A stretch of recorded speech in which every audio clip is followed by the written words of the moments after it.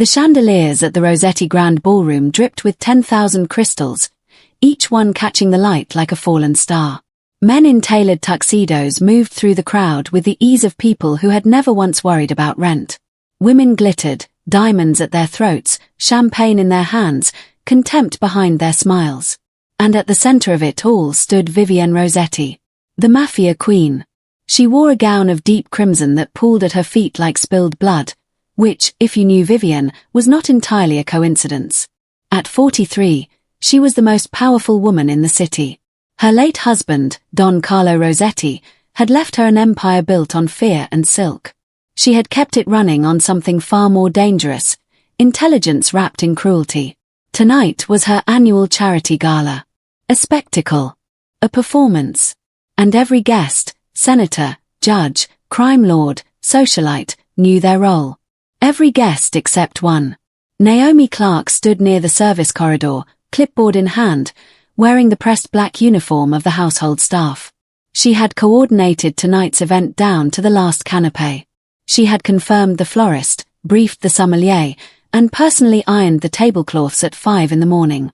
At 31, she had been Vivienne Rosetti's housekeeper for 3 years, and in those 3 years she had learned one cardinal rule: be invisible. She was doing just that when Vivienne found her. Naomi. Vivienne's voice carried like a knife across still water. She approached with a cluster of socialites trailing behind her, women with nothing better to do than watch someone bleed. She looked Naomi up and down with the slow, deliberate cruelty of someone who had rehearsed it. Did you coordinate tonight's decor? Yes, Vivienne tilted her head. How charming. You really do have an eye for arrangements. She paused, letting the silence sharpen. It's such a shame you'll never be on the other side of them. She laughed, soft, musical, devastating, and her circle laughed with her as they turned away. Naomi didn't flinch. She didn't move. She stood perfectly still, her pen pressing into her clipboard just hard enough to leave a mark. She had learned something in 3 years of invisibility. Invisible people see everything. And Naomi Clarke had been watching, planning, and waiting for a very long time. The Rolls-Royce would come. She just needed to be patient. If you're ready to witness the ultimate revenge and transformation story, don't forget to like, comment, and subscribe to follow this thrilling journey. The laughter faded into the string quartet's waltz, and Naomi exhaled slowly through her nose. She had grown used to moments like this, the casual cruelties of a woman who wielded humiliation the way others wielded handshakes. Vivienne Rosetti didn't raise her voice. She didn't need to. Her weapon of choice was the precise, surgical observation delivered in front of an audience, designed not just to wound but to remind, you are beneath me, and everyone here knows it. What Vivienne didn't know, what none of them knew, was that Naomi had stopped being wounded a long time ago. She scanned the room with practiced eyes. Senator Hale by the bar, talking too loudly, drinking too much. Marco Vitelli, the Rosetti family's head of finance, hovering near the hors d'oeuvres with the look of a man counting numbers in his head. And there, near the east window, a man she didn't recognize. Tall. Watchful. He wasn't drinking. He was observing the room the same way she was. Naomi filed this away. She moved back through the service corridor, checking on the kitchen staff, adjusting a centerpiece, redirecting a waiter whose tray was tilting dangerously. She was good at her job. Exceptional, even. She ran the Rosetti estate with the precision of a Swiss watch and the invisibility of air. But precision and invisibility, she had decided, were transferable skills. And she had plans for them. The estate was quiet by midnight. Vivienne had retired with a glass of wine and her usual coldness, dismissing Naomi with a wave of her hand and a single instruction: make sure the crystal is counted before morning. Naomi counted the crystal. Every last piece. Then she sat at the small desk in her third-floor room and opened her laptop. She had a system. Every night, after the house went to sleep, she worked. She had been working this way for 2 years, slowly, quietly, building something that had no name yet, only the shape of a future she refused to give up on. Her mother had cleaned houses in Atlanta. Her grandmother before that. 3 generations of women who had poured their intelligence and energy into other people's lives, leaving nothing for their own. Naomi had sworn at 18 that she would break the pattern. Life had a way of complicating promises, and a series of financial disasters, a collapsed business partnership, a predatory loan, a medical emergency that wiped out her savings, had landed her here. But landing here was not the same as staying here. Her phone buzzed. A message from her friend Yvette. How was the gala? Did the Queen behave herself? Naomi smiled. Ask me again in 2 years, she typed back. She opened her spreadsheet and got to work. What Vivienne Rosetti saw when she looked at Naomi Clarke was a capable servant. Organized. Quiet. Replaceable. What she failed to see was the MBA from Georgetown that Naomi had earned on a full scholarship. Or the 3 years she had spent as a junior analyst at a boutique investment firm before the partnership collapse. Or the fact that living inside the Rosetti estate had given her a front-row education in how old money actually worked, its rhythms, its vulnerabilities, its pressure points. Naomi understood finance the way a surgeon understood anatomy. She had been using that understanding carefully. For 2 years she had been investing, modestly at first, then with growing confidence, in undervalued real estate on the city's east side, an area everyone in Vivienne's circle dismissed as irrelevant. They were wrong about that. She knew it because she had read the city's development plans, cross-referenced the zoning proposals, and tracked the capital flows. The east side was about to become very valuable. She had also been writing. Under a pseudonym, she ran a financial literacy newsletter that had grown to 40,000 subscribers. The income was modest but growing. More importantly, the network it had built her was not modest at all. Naomi Clarke, invisible housekeeper, was quietly becoming someone entirely different. She just wasn't ready to show that person to the world yet. It came, as opportunities often do, disguised as an accident. 3 weeks after the gala, Naomi was organizing Vivienne's private study when she found a document that had slipped behind the filing cabinet. It was a contract, a proposed acquisition of a waterfront property on the east side. The deal was structured poorly, the valuation inflated, and the counterparty's terms were designed to create a liability that would only become visible 2 years down the line. In short, someone was attempting to swindle the Rosetti estate. Naomi stood with the document in her hands for a long moment. She could replace it behind the cabinet. She could hand it to Marco Vitelli and let him deal with it. She could do nothing. Instead, she did something that surprised even herself. She took the document to Vivienne directly. You found this where? Vivienne looked up from her desk, reading glasses perched on her nose. Behind the cabinet in the study. The counterparty's indemnity clause on page 7 creates a deferred liability that would. Vivienne held up a hand. She read page 7. Then she read it again. A long silence followed. How do you know this? I have a background in finance. Vivienne studied her the way she might study a piece of furniture that had unexpectedly spoken. File it with Marco, she said finally. And don't mention this to anyone. It was not a thank you. But from Vivienne Rosetti, it was something rarer, acknowledgement. Naomi's instincts told her not to push. She had revealed one card. That was enough for now. But the interaction had shifted something in the estate's atmosphere, subtle as a change in barometric pressure. Marco Vitelli started looking at her differently, not with warmth, exactly, but with the evaluative attention of a man reassessing his assumptions. 2 of Vivienne's regular guests had noticed her during a dinner party and asked questions she'd deflected smoothly. She was becoming slightly less invisible. She needed to be careful about that. Her strategy had several components, and patience was the spine of all of them. Her East Side properties were appreciating steadily. Her newsletter revenue had ticked upward. She had begun consulting, discreetly, through a friend, for 2 small businesses whose owners didn't know who she was and didn't need to. The obstacles were real. Vivienne Rosetti's social web was vast and sticky. Anyone who crossed her found doors closing. Naomi had watched 3 people try to challenge Vivienne in small ways over the past 3 years, and all 3 had been quietly dismantled, not dramatically, just efficiently, the way you might exterminate a pest. Naomi had no intention of challenging Vivienne. Not yet. Not directly. She was building something outside Vivienne's web entirely. something the Mafia Queen wouldn't see until it was too late to contain. His name was Dominic Ashford.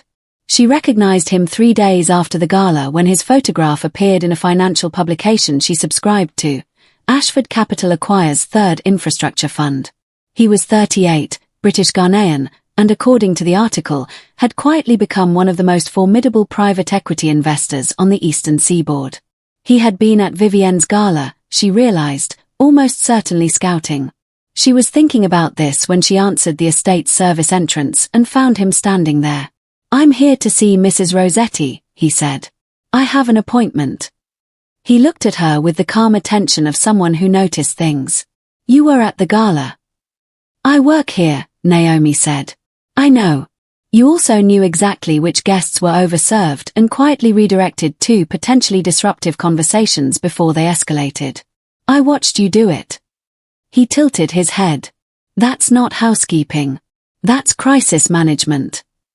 Naomi held the door open without responding. He handed her his card as he passed. "If you ever want to have a different kind of conversation," he said, "I'd be interested."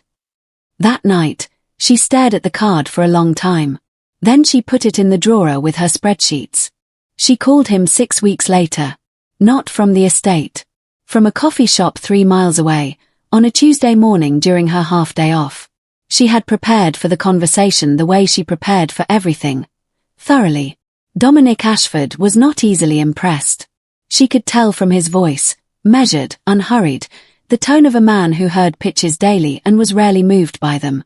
But she wasn't pitching. She was presenting data. The East Side development projections. The infrastructure gap.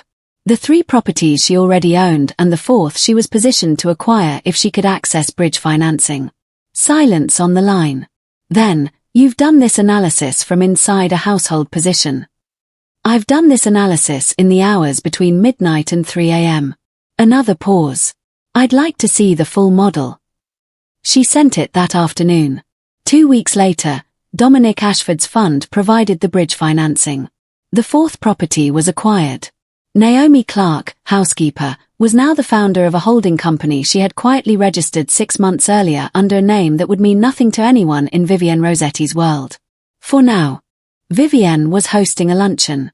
8 women, 3 courses, and the particular sport of the leisured wealthy, discussing other people. Naomi served and cleared and refilled glasses and did not exist. "I heard the Clarke girl actually tried to talk to Marco about some contract," one of the women said, laughing lightly. "He told her to stick to the linens." This was not what had happened. But accuracy had never been the point of stories like this. "Vivienne, honestly, why do you keep her? She has ideas above her station." Vivienne swirled her wine. "She's efficient. And efficiency is rarer than ambition." She glanced toward Naomi with the board assessment she might give a useful appliance. "Besides, ambition without connections is just restlessness." The table agreed. Naomi collected an empty bread plate and moved back toward the kitchen. She noted that Vivienne had not entirely dismissed her. Efficient was a word Vivienne used carefully, but the verdict was clear. She was a curiosity. A capable one. But contained. That was fine.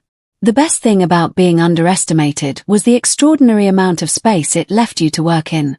The city's development authority announced the East Side rezoning on a Thursday morning in March. Naomi read the press release on her phone in the estate's laundry room while a load of Vivienne's bedding tumbled in the dryer. She kept her face perfectly neutral. The properties she held had appreciated, overnight on paper, by 63%. By the time the market fully adjusted, 3 to 6 months, she estimated, the figure would be higher. The bridge financing from Ashford Capital had terms that allowed for a refinancing event, and she had already begun conversations with 2 developers who had been circling the East Side since the rezoning rumors first appeared. By end of day, she had fielded 4 inquiries through her holding company. She called Dominic from her car during her lunch break, parked 2 blocks from the estate. The rezoning came through. "I saw." His voice was warmer than usual. "You modeled this almost perfectly." "I was off by 4% on the timeline." "Naomi." A pause. "You just made both of us a significant amount of money." She sat in the car and let herself feel it, the quiet, burning satisfaction of having been right, of having executed, of having built something real in the dark hours while the world slept. She pressed her fingers against the steering wheel. Then she drove back to the estate and folded Vivienne Rosetti's bedsheets. Dominic asked her, over their third working dinner, a quiet restaurant where no one from Vivienne's world would appear, what had started all of this. Naomi was quiet for a moment. She didn't usually tell this story. My father built a business, she said. 20 years. A logistics company. Started with one truck and ended with a fleet. She paused. He was extraordinary, brilliant and disciplined and kind. She looked at her water glass. His business partner stole from him. Very carefully, over 3 years. By the time we understood what had happened, the company was gone. My father had a stroke 18 months later. He survived, but he never recovered fully. Dominic said nothing, which was the right response. I watched a man who had built something real get dismantled by someone who simply knew how to use systems that my father didn't know existed, legal structures, shell entities, accounting maneuvers. She looked up. I decided I would learn those systems. I would not be dismantled. And the housekeeper position. My savings were gone after his medical bills. I needed stability and proximity. She allowed herself a small smile. Turns out living inside the Rosetti estate is a graduate-level education in how money and power actually work. Dominic studied her for a long moment. Your father would be proud of you. I intend to make sure of it, Naomi said. The first mention appeared in a small business column in the city's Sunday magazine, a profile of emerging real estate investors on the east side, and a brief reference to a holding company that had moved early and moved wisely on the rezoning opportunity. Naomi's name was not used. Her company's name appeared once. But Marco Vitelli read that column. She knew he did because he came to find her the following Monday in a way that was not quite casual. I saw something interesting in the Sunday paper, he said. The rezoning piece. There was a company mentioned. Unusual structure. He watched her face carefully. You wouldn't know anything about that. It wasn't quite a question. I know that East Side real estate has been undervalued for a long time, Naomi said. Can I get you anything, Mr. Vitelli? He left without answering. She knew the clock had shifted. The window of total invisibility was closing. She needed to accelerate her timeline, not rashly, but with intention. She called Dominic that evening and laid out the revised plan. He listened, asked 3 sharp questions, and then said simply, "You're ready for the next stage." She had been ready for the next stage for a long time. It was Dominic's mother, unexpectedly, who became the mentor Naomi hadn't known she needed. Adelaide Ashford was 71, Ghanaian-born, and had spent 4 decades building educational non-profits across 3 continents. She had her son's watchful eyes and a directness that bypassed small talk entirely. Dominic had introduced them at a Sunday lunch, and Adelaide had studied Naomi the way jewelers study stones, for clarity and flaws both. "You're holding yourself back," Adelaide said over tea, while Dominic was on a call in the next room. "I'm being strategic," Naomi said. "You're being fearful. There's a difference." Adelaide set down her cup. "I know the feeling. I spent 10 years building quietly before I let anyone see me. I thought I was being careful.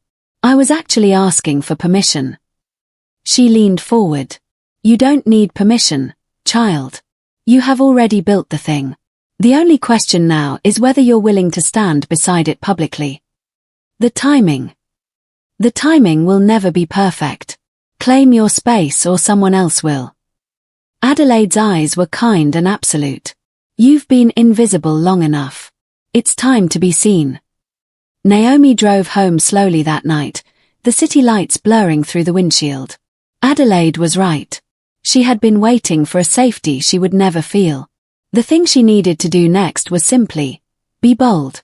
The Meridian Business Forum was not one of Vivienne's events. It drew a different crowd, tech founders, developers, municipal officials, institutional investors.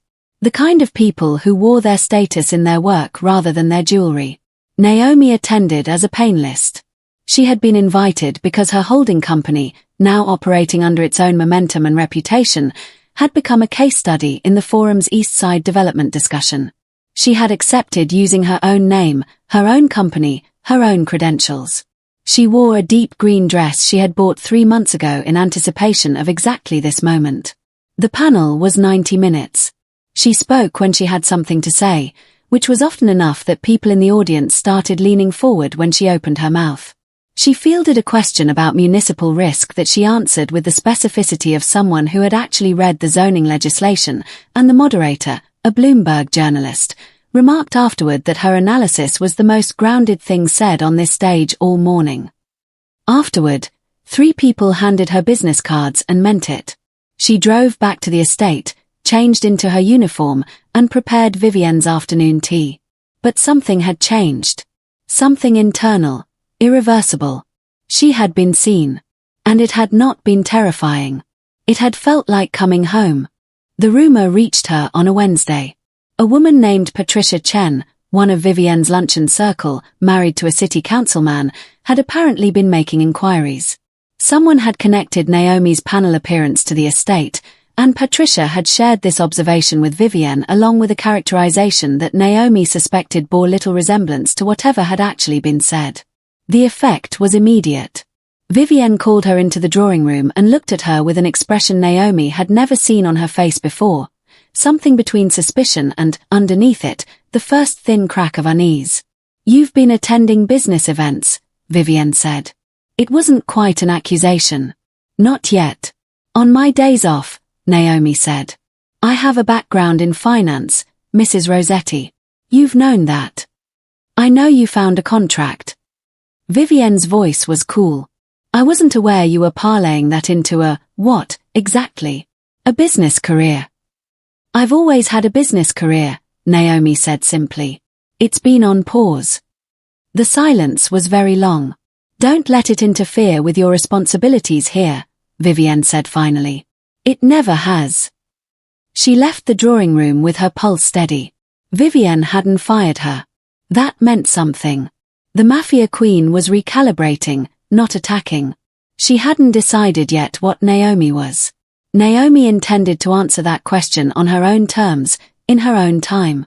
The East Side development deals closed over the following 2 months in a sequence Naomi had choreographed with the patience of a chess player 10 moves ahead.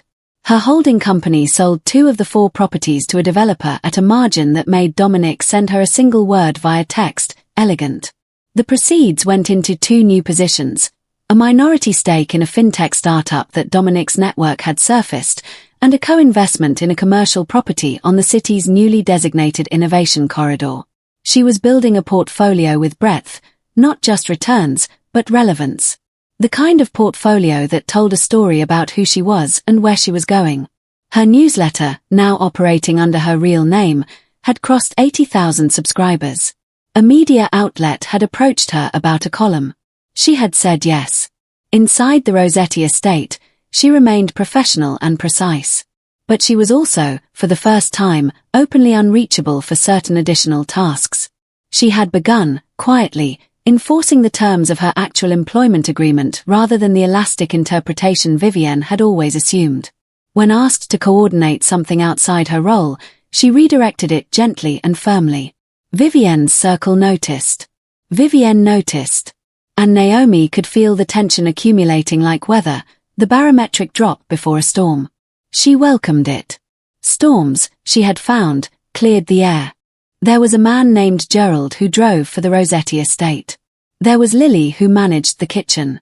There was Carmen who handled the gardens and sometimes the greenhouse. These were people Naomi had worked beside for 3 years, people she had covered for, helped, listened to on difficult days. She didn't recruit them. She simply, over the years, had been genuinely decent to them. She found out what she needed to know because Lily mentioned, without being asked, that Mrs. Rosetti had been making calls, to a property lawyer, to someone in the business registry office. "She's looking into something," Lily said, topping up Naomi's coffee. "I thought you should know." Vivienne was investigating her holding company. Naomi sat with this information quietly. It was not unexpected. In fact, She had anticipated it appearing in her planning as variable question discovery by VR.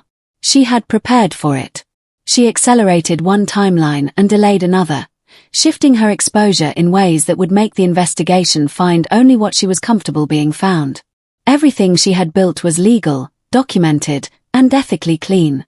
She had been rigorous about that from the beginning, knowing that the moment her story became public, every corner would be examined. She was ready to be examined.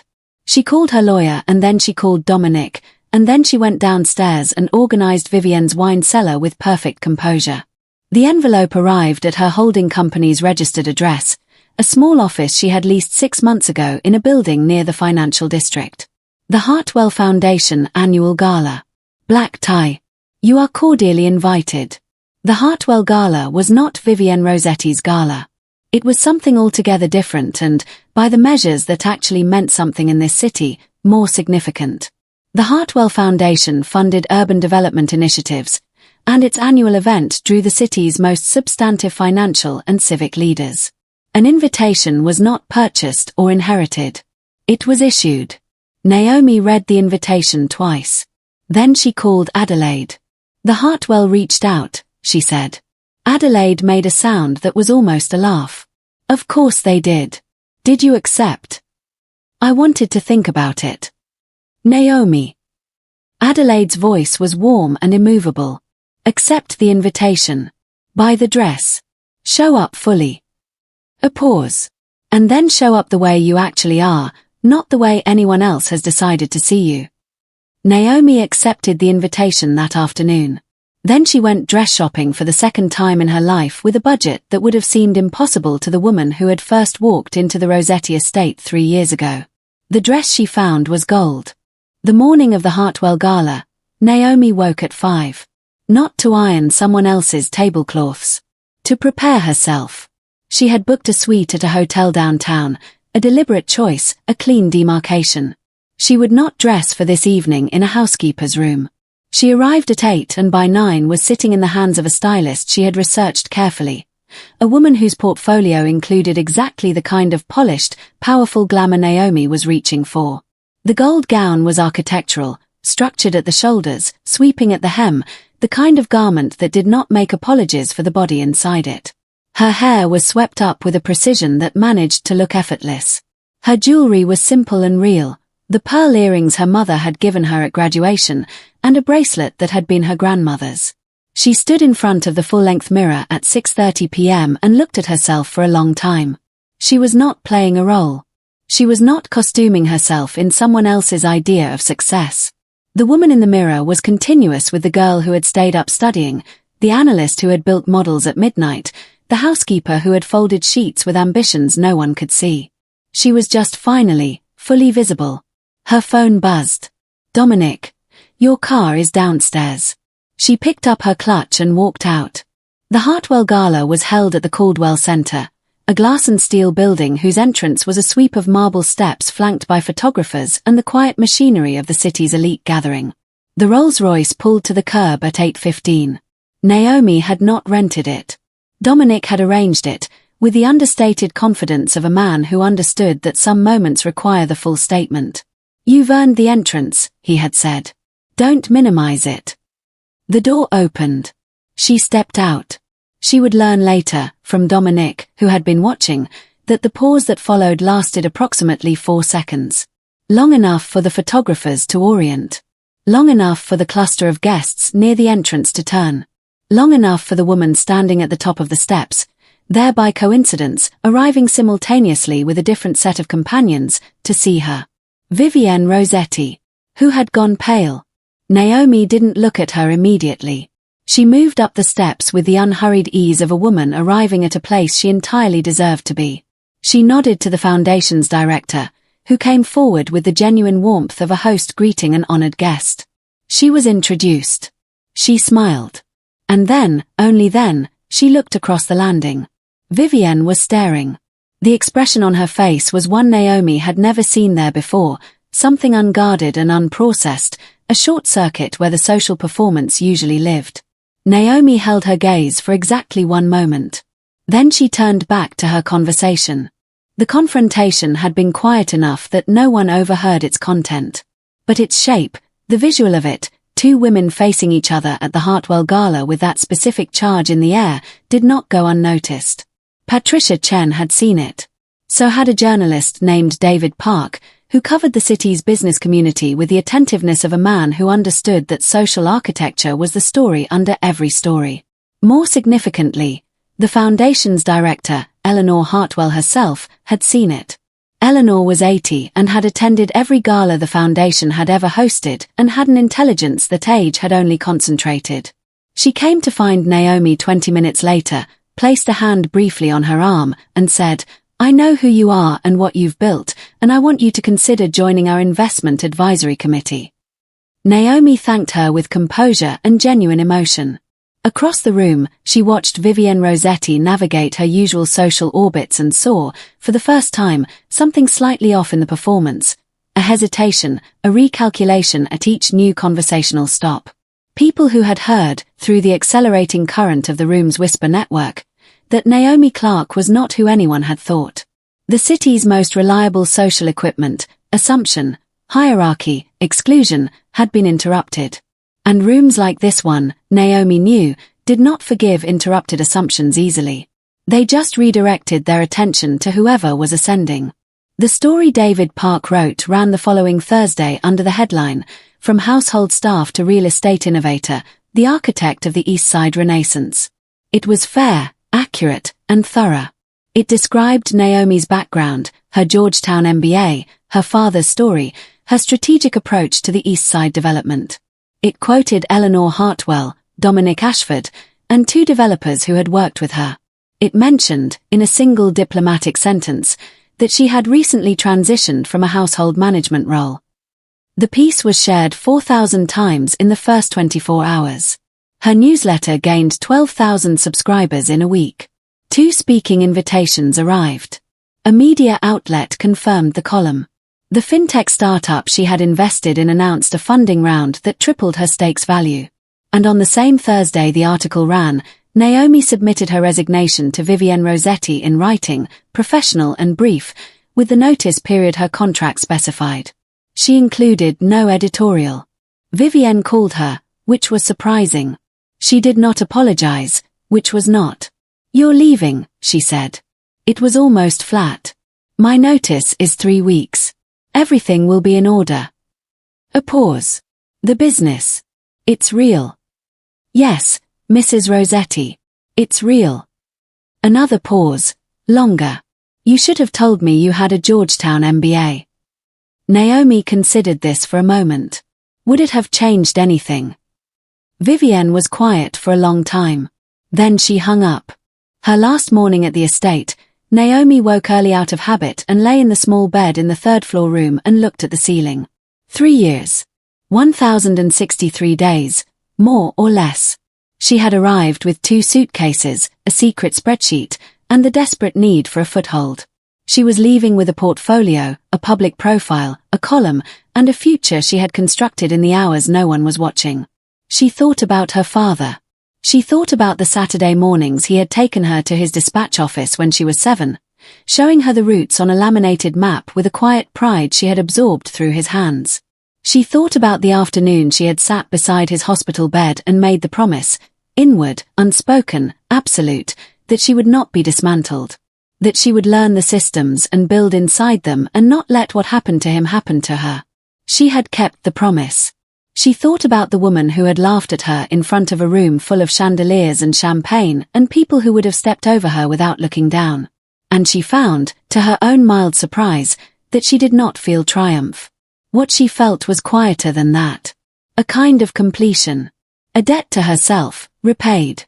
She got up, made her bed with military precision out of pure habit, and packed her 2 suitcases. The second Hartwell Gala, the one Naomi attended as a committee member rather than an invitee, fell almost exactly 1 year after the Rolls-Royce evening. Vivienne Rosetti was there. Naomi had half expected her not to be, but the Mafia Queen was constitutionally incapable of absence from a room like this, and she had enough genuine civic relationships to justify her attendance. They found themselves at the same table for dinner. The seating had not been engineered, It was simply the geometry of a room where they were both fully present, both legitimate, both with reasons to be there. The difference was that this was now unambiguously true of Naomi, and Vivienne, who was perceptive enough to understand that the social gravity in the room had shifted irrevocably, understood it. She waited until the second course and then said, without preamble, "The East Side work is genuinely impressive. I've looked at it carefully." A pause. "I was wrong about you." It was not an apology. With Vivienne, Naomi suspected, this was as close as it would come. "Thank you," Naomi said. "I may have been wrong about other things as well." Vivienne said this to her plate more than to Naomi, and Naomi let that be enough. They did not become friends. They would not become friends. But something was laid down, not forgiveness exactly, more like the acknowledgement of reality between two women who both understood what it meant to build and fight and endure. Naomi raised her glass slightly. Vivienne, after a moment, did the same. Spring arrived early that year. The East Side, which had been dismissed and undervalued for a decade, was now appearing in architecture journals and urban development conferences. The neighborhood that Naomi had believed in before anyone else had followed the data was now a story people told about vision and timing and the rewards of being right when everyone else was comfortable being wrong. Her holding company had completed its third major transaction. The advisory committee work with the Hartwell Foundation had led to a co-authored policy paper on inclusive urban investment that had been cited in 2 city council hearings. The column ran bi-weekly and had developed a voice that her readers described, repeatedly, as clarifying. Someone who explained how money and power actually worked, without pretending the playing field was level. Her father had read every column. He called her on Saturdays, from Atlanta, and their conversations had the quality of people who had come through something together. "You're building it right," he said one morning, and she had needed to walk to her window so he wouldn't hear her voice catch. Dominic had asked her, on an evening walk along the waterfront, what came next. She had looked at the water and thought about it. "The same thing that always comes next," she said. "Build something. Do it carefully. Do it well." He had laughed and taken her hand, and they had walked on into an evening that was cool and bright and full of the particular freedom of a life that belongs entirely to you. Built from nothing, in the dark, on your own terms, one night at a time. She had come a long way from a third-floor room and a clipboard at a gala. She thought about the chandeliers, the laughter, the precise surgical cruelty of a woman who had believed that knowing your place meant staying there. She thought about the Rolls-Royce door opening, and the 4 seconds of silence, and the cold March air on her face as she walked up those steps. And she thought, that was the moment I showed up. Everything else is just what happens after you finally show up. The water caught the last of the evening light. She smiled and walked forward. Wasn't that transformation unbelievable? If you loved seeing Naomi rise from humiliation to power, like and comment your favorite moment, and subscribe to catch more stories about extraordinary women who refuse to be counted out.